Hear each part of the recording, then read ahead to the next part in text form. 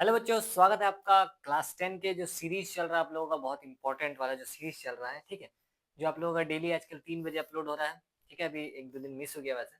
चलिए, उसमें आप लोगों का जो 5 नंबर वाला सवाल है, गणित का 5 नंबर वाला सवाल, जो मोस्ट इंपॉर्टेंट सवाल है, जो हर साल पूछा जाता है। ठीक है, मतलब हर साल मतलब एक साल छोड़कर, मतलब अक्सर पूछा जाने वाला जो सवाल है, उसका प्रैक्टिस हम लोग इस सेशन में करते हैं, इस सीरीज में करते हैं। ठीक है, तो चलिए अगला सवाल जो है आप लोगों के लिए यहाँ पर देखिए आ चुका है, जो कि बहुत इंपॉर्टेंट है। मतलब बहुत, अभी तक जितना पढ़े हैं उनसे भी इंपॉर्टेंट है ये, जितना भी इस चैप्टर का पढ़े हैं ऊंचाई और दूरी का। ठीक है, ये उसमें से बहुत ज्यादा इंपॉर्टेंट है। देखिए क्वेश्चन क्या कहता है, चलिए क्वेश्चन एक बार पढ़ लेते हैं। क्वेश्चन का कहना है, एक बहुमंजिल भवन के शिखर से देखने पर एक 8 मीटर ऊंचे भवन के शिखर और तल के अवनमन कोण क्रमशः 30 डिग्री और 45 डिग्री है। चलिए ठीक है, बनाते हैं। आपको पता है इसमें फोटो का बड़ा आवश्यकता है। ये अपना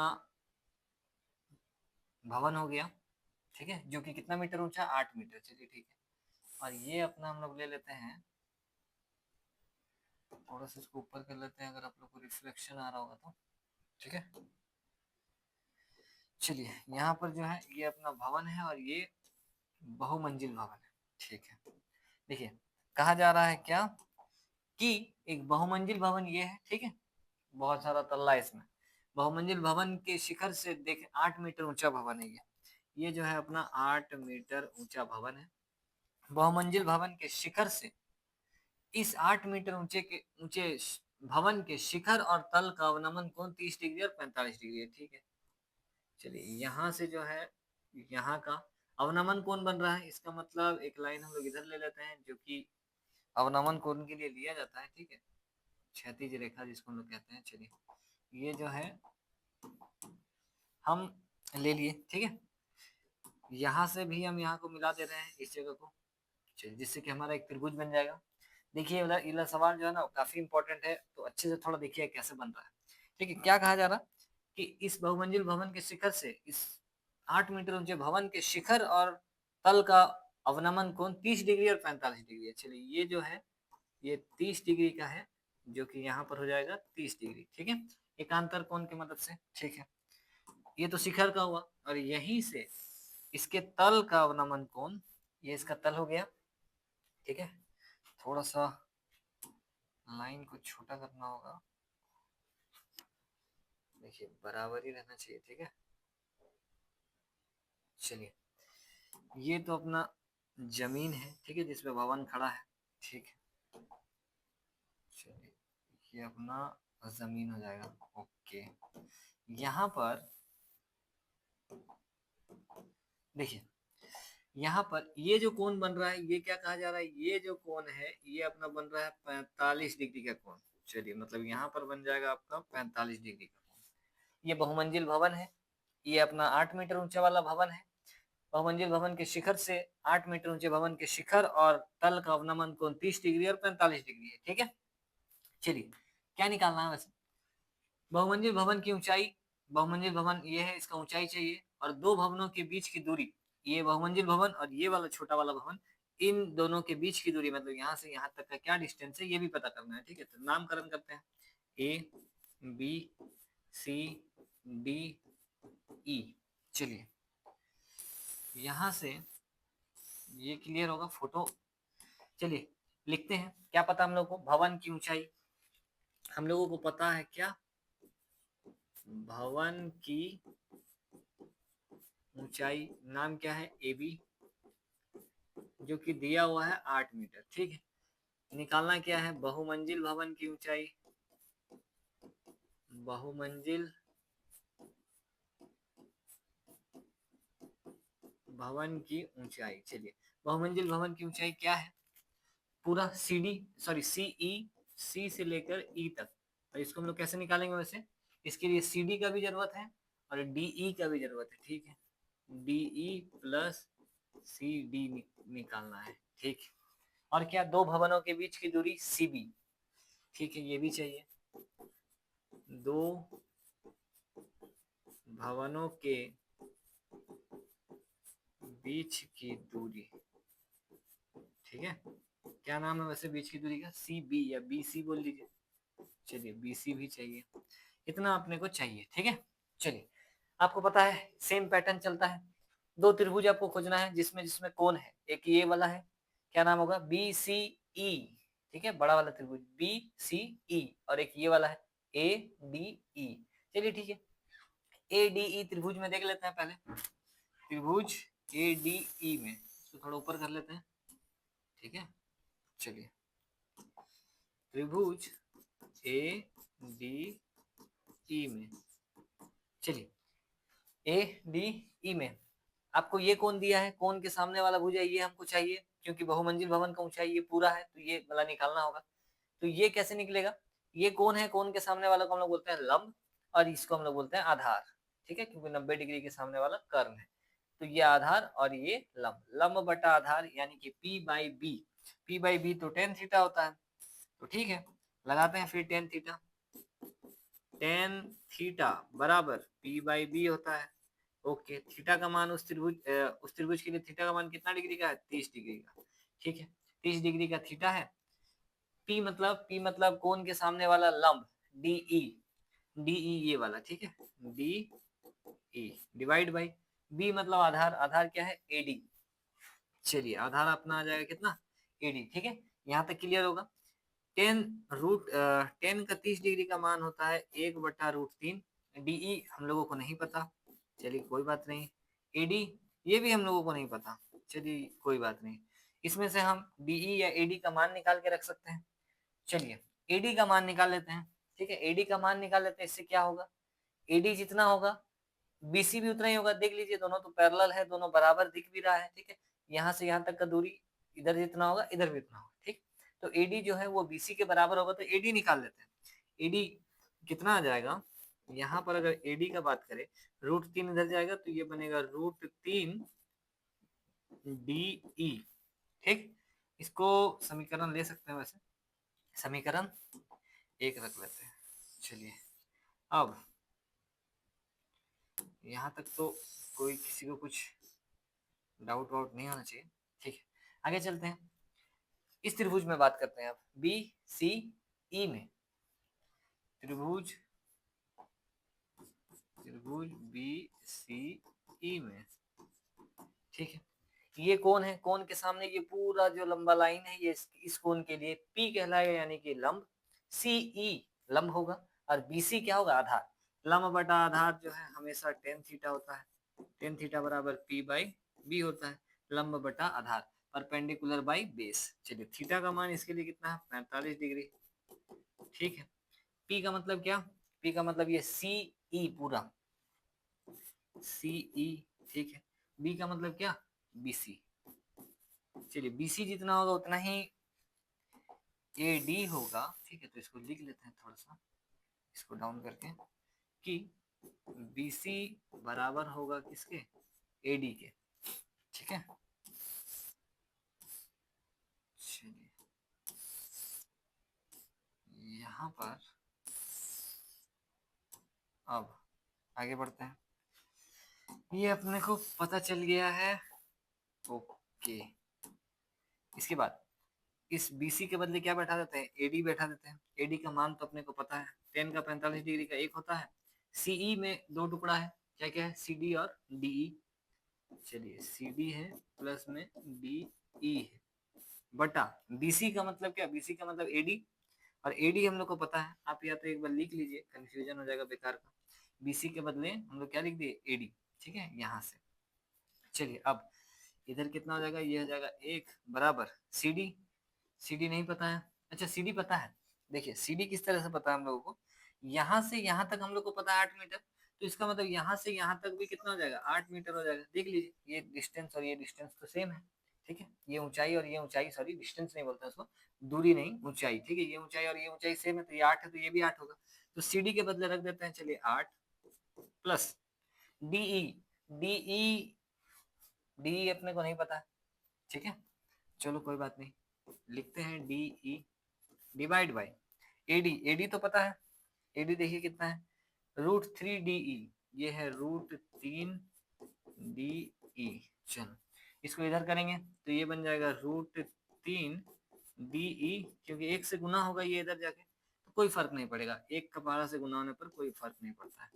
ये कितना हो जाएगा 8 जोड़ डी, डी को डी की तरफ भेजते हैं, ठीक है। तो यहाँ पर हो जाएगा √3 DE माइनस में 1 DE बराबर में कितना 8। चलिए इसमें कॉमन आ जाएगा क्या DE, DE को कॉमन अगर निकाल देते तो यहाँ पर बचेगा √3 माइनस का 1 बराबर में कितना 8, बराबर में बचेगा 8। चलिए ये अपना बन रहा है कुछ बहुत ही शानदार टाइप का, ठीक है। यहाँ पर से अगर हम डी का मान निकाल लेते हैं कहीं से, ठीक है, डी का वैल्यू अगर यहाँ पर से इधर कर देते हैं तो 8/√3, ठीक है। डी का मान निकालते हैं, चलिए यहाँ पर इसको थोड़ा सा साइड करते हैं, दिख रहा होगा आप लोग को। डी जो आ जाएगा अपना कितना आ जाएगा, DE आ जाएगा 8 और बटा में ये पूरा गुना वाला चीज जाएगा √3 माइनस का 1। अगर हम लोग इसका परिमेयकरण करते हैं तो कितना आएगा बताइए, ये √3 प्लस का 1 डिवाइड बाई √3 प्लस का 1। चलिए यहाँ पर देखते हैं, चलिए आगे क्या बन रहा है। गुना अगर करते हैं डी का मान जो है अपना आ जाएगा 8√3 प्लस का 1 और बटा में ये हो जाएगा कितना 3, देखिए a minus B A plus B मतलब a का स्क्वायर यानी कि √3 का स्क्वायर माइनस 1 का स्क्वायर, ठीक। ये कितना हो जाएगा d equals to 8√3 plus 1 divide by ये हो जाएगा 3 और माइनस का 1 यानी कि 2। चलिए अभी भी थोड़ा सा जगह का कमी हो रहा है।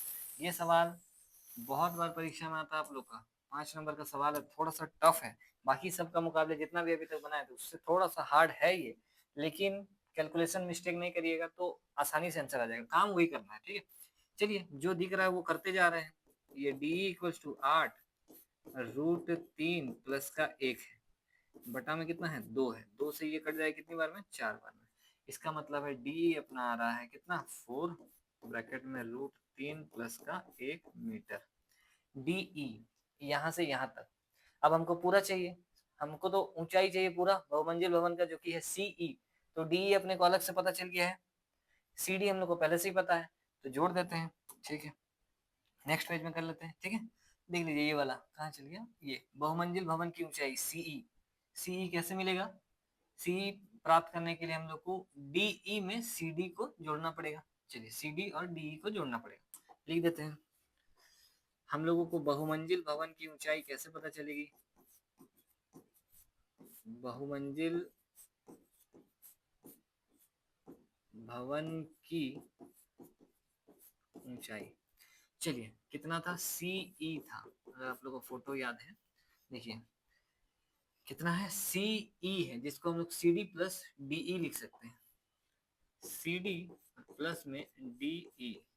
चलिए कितना है CD, कितना है CD तो अपने को पता है 8 है, देख लीजिए अगर आपको डाउट है तो CD जो है वो 8 है और DE अभी अभी पता चला 4√3 प्लस 1 है, ठीक है। ये कितना है 4 और फिर √3 प्लस का 1, इसको अंदर भेजते हैं, चलिए ये बनेगा 4√3 और प्लस का कितना प्लस का 4।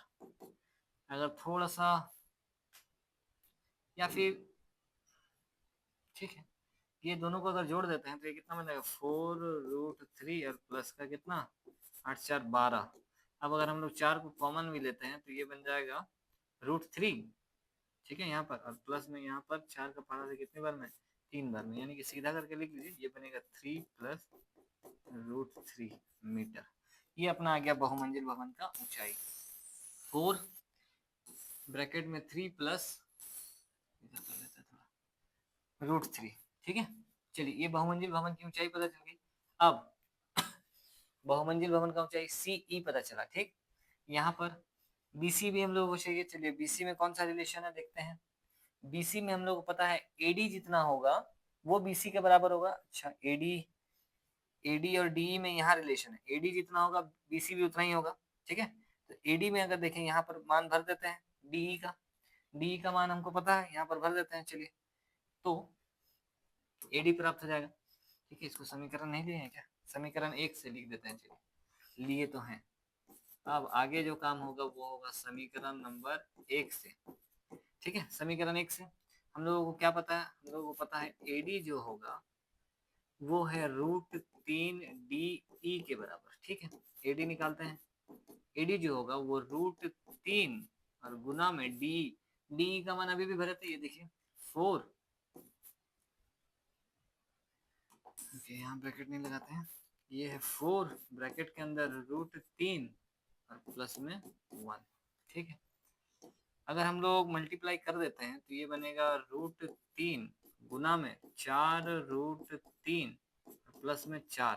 इसको इसके साथ अगर गुना करते हैं, अच्छा ये ब्रैकेट के अंदर चला गया पूरा। ठीक है, ये पूरा ब्रैकेट इसके साथ गुना में है, गुना करते हैं, चलिए ये बनेगा कितना 4 × 3, √3 मिलके गोटा 3 बनेगा। ठीक है, और प्लस ये वाला, इसको इसमें गुना करेंगे तो 4√3, 4√3 बनेगा। चलिए 4 दोनों के पास अब कॉमन ले लेते हैं, यहाँ पर क्या बचेगा 3 + √3 मीटर, यानी कि एडी जितना है, ठीक है, हमको पता है एडी जितना है उतना ही क्या है, बीसी भी उतना ही, और बीसी हमको निकालना है, दो भवनों के बीच की दूरी। इसके बाद का काम यहाँ पर हुआ है, चलिए इसको थोड़ा सा इधर कर लेते हैं।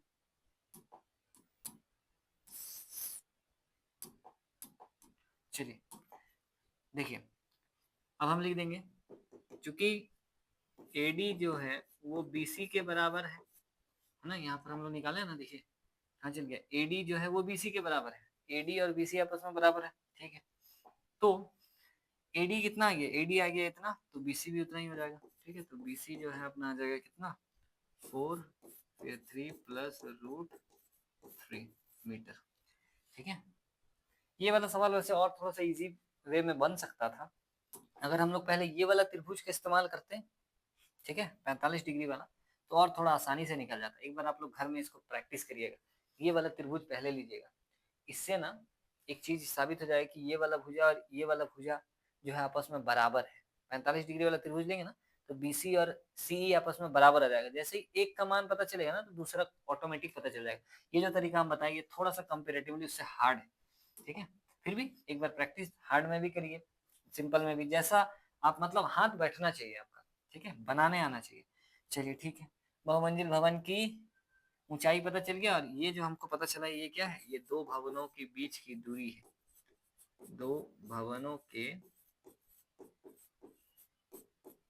बीच की दूरी।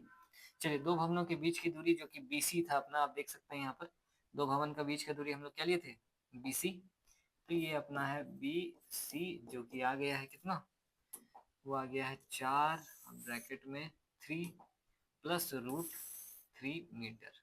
ठीक है, इसका खास बात ये है इस सवाल का कि आप दोनों आंसर देखिए, बहुमंजिल भवन की ऊंचाई और दोनों के बीच की दूरी, ये दोनों बराबर आया है।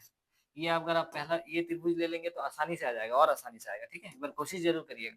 तो देख सकते हैं आप लोग, ये आप लोग के सामने उत्तर हो गया है। बाकी एक चीज और, ये वाला सवाल बहुत चांस है आप लोग को परीक्षा में इस बार पूछा जाने का, तो अगर पूछा जाता है, ठीक है, तो कम से कम इसका उत्तर देख लीजिए, दोनों उत्तर जो है आपको सेम ही आया है, जितना बहुमंजिल भवन का ऊंचाई आया है उतना ही दोनों भवनों के बीच की दूरी भी आया है। तो ये भी कम से कम दिमाग में रखिएगा कि जो आंसर आएगा वो सेम ही आंसर आएगा। बाकी आप लोग को अगर बनाने प्रॉपर आता है तब तो कोई दिक्कत ही नहीं है, तब तो आसानी से आप पूरा बिना मिस्टेक किए अगर बनाते हैं तब तो कोई दिक्कत नहीं आएगा ही। ठीक है, चलिए फटाफट से अब इसको उतारिए, बनाइए, ठीक है, और प्रैक्टिस करिए क्योंकि बहुत इंपॉर्टेंट सवाल है। ठीक है, मिलते हैं चलिए आप लोगों से नेक्स्ट वीडियो में।